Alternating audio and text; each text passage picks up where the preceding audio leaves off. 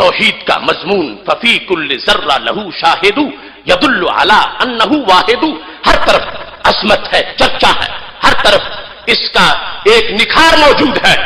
لیکن میرے بھائیوں، ہر چیز ہی دلالت کرتی ہے رب کی ذات پر، مگر ایک ذات وہ ہے کہ جسے رب نے اپنی توحید کا سب سے بڑا مظہر بنایا ہے. یا ایھا الناس قد جاءکم برہان من ربکم، لوگوں تمہارے پاس رب کی طرف سے برہان آئی ہے.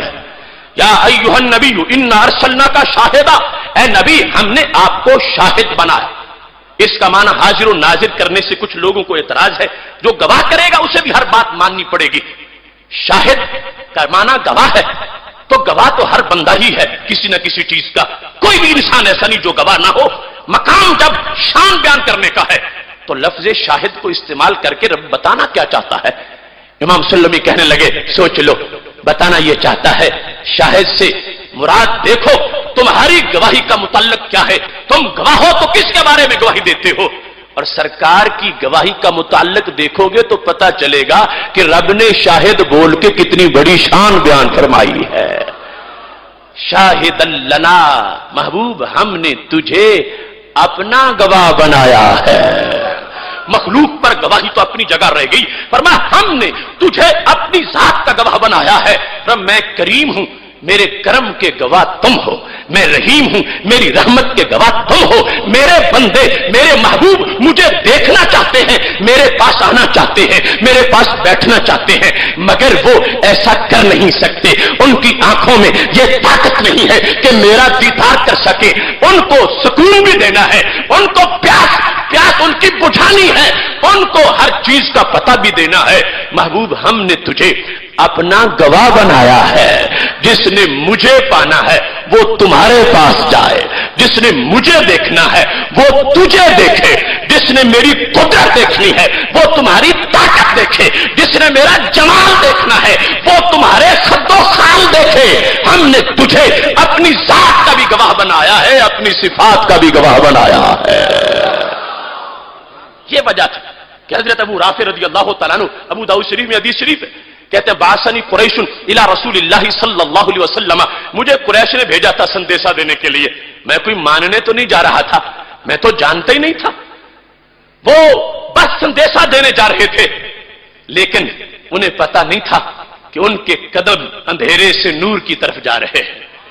کہتے ہیں جب میں گیا تو کیا ہوا، نہ میں نے تقریر سنی، نہ میں نے بیان سنا. ابھی کوئی ایسا مرحلہ آئے نہیں، نہ درختوں کو جھکتے دیکھا، نہ پتھروں کو کلمہ پڑھتے دیکھا، نہ سورج کو واپس پلٹتے دیکھا، اور نہ چاند کو ٹکڑے ہوتے دیکھا. اگرچہ سب کچھ ہی وہاں ہوتا تھا، مگر میں نے کیا دیکھا. کہتے ہیں لما رأیتہ، جب میں نے رب کی دلیل کو پڑھا، جب میں نے رب کا عنوان دیکھا، رب کا اسم، رب کی برہان، رب کا شاہد. لما رأیتہ، جب میں نے رخ زیبا دیکھا، رسول اللہ صلی اللہ علیہ وسلم کا چہرہ پر نور دیکھا. القیا فی قلبی الاسلام، میرے دل میں اسلام ڈال دیا گیا. یہ ہے سب سے بڑی دلیل. آتے ہی لوگوں کو پتا چلتا ہے، کوئی تعصب سے نہ دیکھے. کافر ہے اگرچہ، مگر ضدی حق حرم بغض والا نہ ہو. اسے سرکار دو عالم صلی اللہ علیہ وسلم نظر آ جاتے ہیں، اور جسے نظر آتے ہیں وہ یہ کہتا واللہ لا ارجو الیہم ابدا. آیا تو تھا پیغام دینے کے لیے، مگر خدا کی قسم میں تو واپس نہیں جاؤں گا. اگرچہ قریش کے پاس مال بڑا ہے، مگر محبوب تم مل گئے تو دولت کونین مل گئی. اٹھتے نہیں ہیں ہاتھ میرے اس دعا کے بعد. تو یہ چہرہ رب کی سب سے بڑی دلیل ہے. یہ چہرہ اس وجہ سے ہی تو سید عالم نور مجسم صلی اللہ علیہ وسلم نے فرما دیا تھا، جب مشرکین مکہ نے پوچھا رب ایک ہے اس کی دلیل کیا ہے، آپ اس کے رسول ہیں اس کی دلیل کیا ہے، فرمایا فقد لبثت فیکم عمرا من قبلہ افلا تعقلون. مجھے دیکھ کر پھر بھی دلیل مانگنے والوں کوئی ہوش کی بات کرو. میں خود جو تمہارے سامنے ہوں، میں رب کی دلیل ہوں کہ رب ایک ہے. میں نے زندگی کے 40 سال تمہارے ماحول میں گزارے ہیں. ہر سال دیکھ لو، ہر مہینہ دیکھ لو، ہر ہفتہ دیکھ لو، ہر دن دیکھ لو، ہر گھنٹہ دیکھ لو، ہر منٹ اور ہر سیکنڈ دیکھ لو.